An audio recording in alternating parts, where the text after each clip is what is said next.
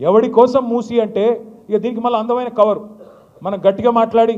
మూసి ఎందుకే నీకు ఢిల్లీలో మూటలు వంచనిక పునరుజ్జీవం చేయాలంటే కేవలం 1100 కోట్లు సరిపోతుంది కానీ గట్టిగా అడిగితే ఈ మధ్యన కొత్త పల్లె అందుకున్నాడు బాపు ఘాట్లనట ఈయన పోయి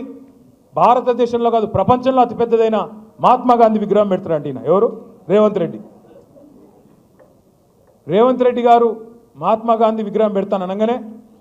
మహాత్మా గాంధీ గారి మన్మడు తుషార్ గాంధీ గారు స్పందించారు మహాత్మా గాంధీకి ఇవన్నీ ఇష్టం ఉండవరా ఆయన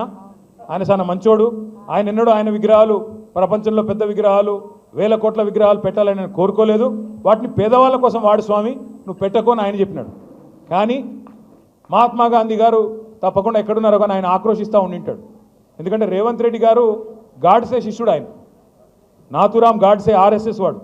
ఆర్ఎస్ఎస్ గాడ్సే గారి శిష్యుడు ఈయన ఈ వ్యక్తి పేరేమి రేవంత్ రెడ్డి ఇవాళ ఎట్లున్నదంటే గాంధీ విగ్రహాన్ని గాడ్సే పెడతానంటే ఒప్పుకుంటామా సార్ నాకు అర్థం కాదు మనం గాడ్సే లాంటోడు గాడ్సేకి వారసుడు ఈయన వచ్చాట గాంధీ గారి విగ్రహం పెడతాడంట అది కూడా బాపు ఘాట్లో రేవంత్ రెడ్డి గారికి నేను ఒకటే చెప్తా ఉన్నా